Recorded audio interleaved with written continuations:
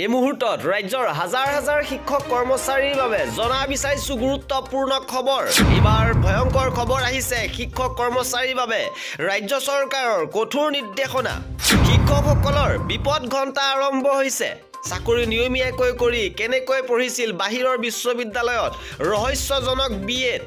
পশ্চিম বংগৰ বিশ্ববিদ্যালয়ৰ পৰা ৯৮ৰ পৰা ৯৯% যোগদান কৰিছিল চাকৰিত আৰু লৈছিল পদোন্নতি, দৰমহা বৃদ্ধিৰ সুবিধা।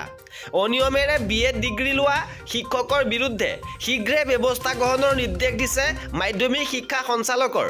সবিশেষ খবৰৰ বাবে ভিডিঅ'টো প্ৰথমৰ পৰা শেষলৈকে চাই থাকিব। বহিৰাজ্যত শৈক্ষিক প্ৰতিষ্ঠানৰ পৰা অবৈধভাৱে বিএড ডিগ্ৰী লৈ শিক্ষকতা কৰাসকলৰ বিপদ আসন্ন। চাকৰি কৰি থকা সময়তে আন ৰাজ্যৰ শৈক্ষিক প্ৰতিষ্ঠানত নামভৰ্তি কৰি বিএড ডিগ্ৰী লোৱা শিক্ষকসকলৰ বিৰুদ্ধে বিভাগীয় ব্যৱস্থা গ্ৰহণ কৰিবলৈ মাধ্যমিক শিক্ষা সঞ্চালকে কালি দিয়া নিৰ্দেশনাৰ পাছত একাংশ শিক্ষকৰ মাজত এতিয়া হাহাকাৰ সৃষ্টি হৈছে। বিদ্যালয়ত উপস্থিত বহীত স্বাক্ষৰ কৰি নিয়মীয়াকৈ শিক্ষকতা কৰি আছিল, অথচ একে সময়তে উচ্চ শিক্ষানুষ্ঠানৰ পৰা বিএড ডিগ্ৰী গ্ৰহণ কৰিছিল হাজাৰ হাজাৰ শিক্ষকে। আৰু ছুটি বা বিভাগীয় অনুমতি নোলোৱাকৈ যিসকল শিক্ষকে বিএড বা আন অৰ্হতা লাভ কৰিছিল তেওঁলোকে বিভাগীয় শাস্তিমূলক ব্যৱস্থাৰ সন্মুখীন হ'ব লাগিব। এটা সূত্ৰৰ পৰা জানিব পৰা মতে অনুমতি নোলোৱাকৈ বিএড ডিগ্ৰী লোৱা শিক্ষকসকলক বৰখাস্ত নাইবা বাধ্যতামূলকভাৱে অৱসৰ দিয়াৰ কথা শিক্ষা বিভাগে বিবেচনা কৰিছে। গতিকে হাজাৰ হাজাৰ শিক্ষকৰ এতিয়া বিপদ আসন্ন, বাধ্যতামূলকভাৱে ল'ব লাগিব অৱসৰ। আৰু উল্লেখযোগ্য যে শিক্ষকৰ বাবে বিএড ডিগ্ৰী আৱশ্যক হৈ পৰাত গোৱালপাৰা, ধুবুৰী, বৰপেটা আদি জিলাৰ পৰা বহুতে পশ্চিমবংগৰ শিক্ষানুষ্ঠানৰ পৰা বিএড চাৰ্টিফিকেট গ্ৰহণ কৰি নিযুক্তি, পদোন্নতি আদিৰ বাবে দাখিল কৰিছিল।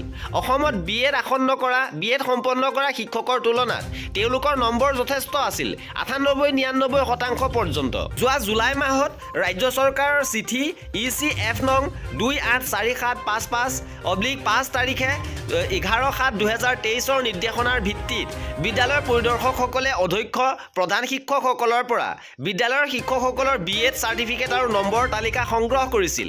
এই প্ৰক্ৰিয়া সম্পন্ন হোৱাৰ পাছত যিসকলে চাকৰি কৰি থকা অৱস্থাতে ছুটি নোলোৱাকৈ অৰ্থাৎ বিভাগীয় অনুমতি নোলোৱাকৈ বিএড ডিগ্ৰী লোৱাৰ তথ্য লাভ কৰিলে তেওঁলোকৰ বিৰুদ্ধে বিভাগীয় ব্যৱস্থা গ্ৰহণ কৰিবলৈ মাধ্যমিক শিক্ষা সঞ্চালকে বিদ্যালয়ৰ পৰিদৰ্শকক নিৰ্দেশনা জাৰি কৰিছে। উল্লেখযোগ্য যে নিজৰ বিদ্যালয়ত শিক্ষাদান কৰি থকাৰ লগতে উপস্থিতিৰ বহীত নিয়মীয়াকৈ স্বাক্ষৰ কৰা একাংশ শিক্ষকে বহিৰাজ্যৰ শিক্ষানুষ্ঠানত একে সময়তে বিএড শিক্ষাও গ্ৰহণ কৰি আছিল।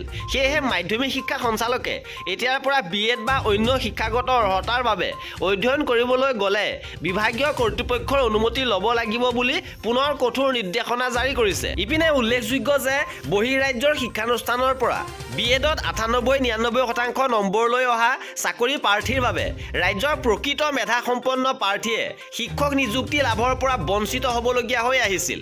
বহিৰাজ্যৰ পৰা অধিক নম্বৰ লৈ বিএড ডিগ্ৰী গ্ৰহণ কৰা শিক্ষকসকলে শিক্ষক নিযুক্তিৰ সুবিধা পোৱাৰ কথা পোহৰলৈ অহাৰ পাছত শিক্ষক নিযুক্তিৰ পদ্ধতিকে সলনি কৰাৰ সিদ্ধান্ত এতিয়া কেবিনেটে গ্ৰহণ কৰিছে।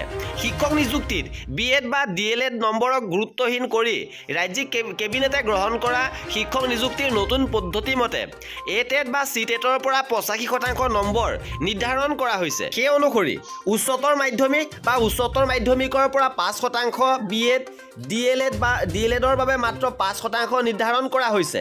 তদুপৰি শিক্ষক নিযুক্তিত NCC থকাসকলৰ লগতে অসমক প্ৰতিনিধিত্ব কৰি ৰাষ্ট্ৰীয় ক্ৰীড়াত সন্মান অৰ্জন কৰা সকলে ৩ৰ পৰা ৫% নম্বৰ লাভ কৰিব। এই নতুন পদ্ধতিৰে বিএড, DLEDৰ অৰ্হতা গুৰুত্বহীন কৰিবলৈ ৰাজ্যিক কেবিনেটে সিদ্ধান্ত গ্ৰহণ কৰিছে। আৰু এনেধৰণৰ খা খবৰৰ বাবে চেনেলটো ছাবস্ক্ৰাইব কৰি ৰাখিব।